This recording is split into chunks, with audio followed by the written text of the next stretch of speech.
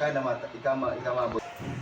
Share ko lang kung paano mag-install ng CCTV, mga gamit na kailangan natin sa installation, CCTV cameras, meron tayong pang indoor, pang outdoor. Bali ang cameras natin meron siyang dalawang wire. Itong isa ay para sa 12 volts power supply, itong isa ay para sa BNC connector.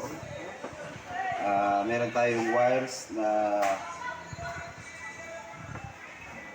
plug-in type, meron na siyang BNC connector, meron din siyang power supply adapter. Gagamit tayo ng 12 volts power supply para sa DVR, 12 volts power supply octopus type para sa ating camera. Gagamit din tayo ng DVR, monitor, tapos VGA cord, power supply, power adapter, power cord.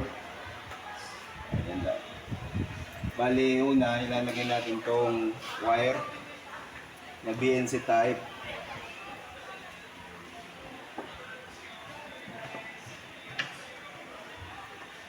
Itong wire na to papunta to sa DVR.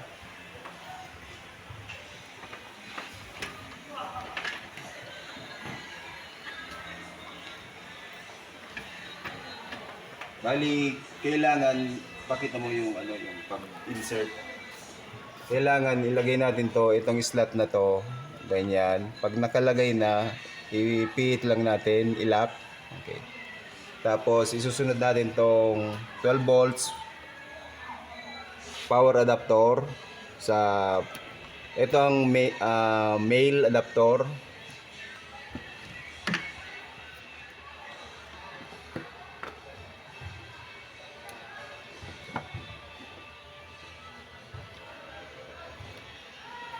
Yung dulo nitong BNC connector papunta to sa DVR. Tapos ito naman na 12 volts power supply, o connect natin dito sa octopus type.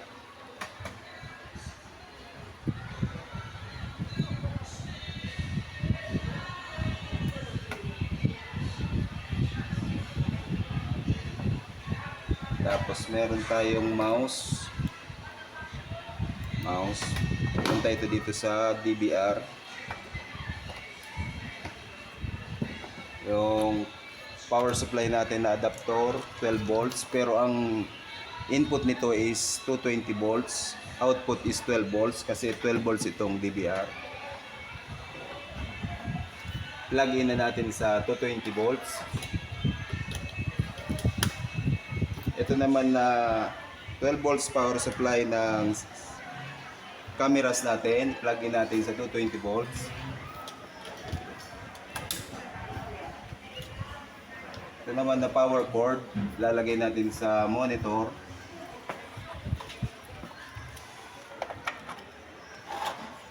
Yung VGA cord, papunta ito sa DVR. Connect.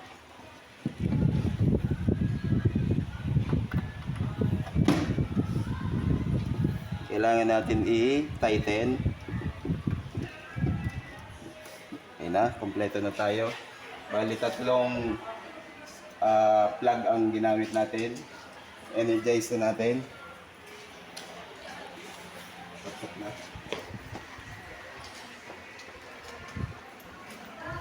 Energize natin yung main breaker,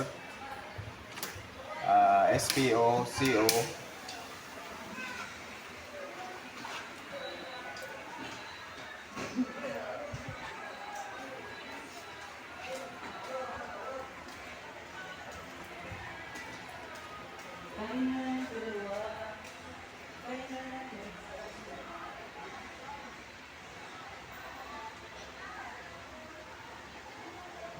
Hintayin lang natin lumabas yung image.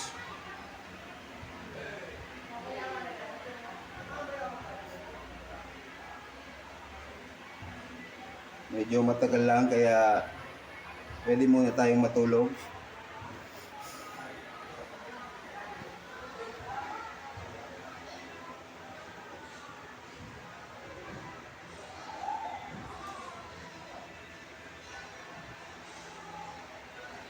Ano yun lang talaga yun? Ano? Ito yung pag ano, tayo, cut na lang.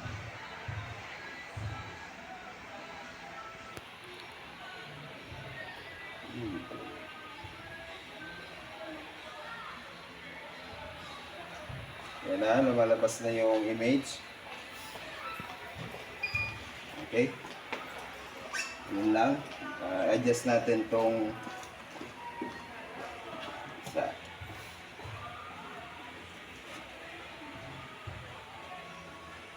yan na. Noon lang kadali.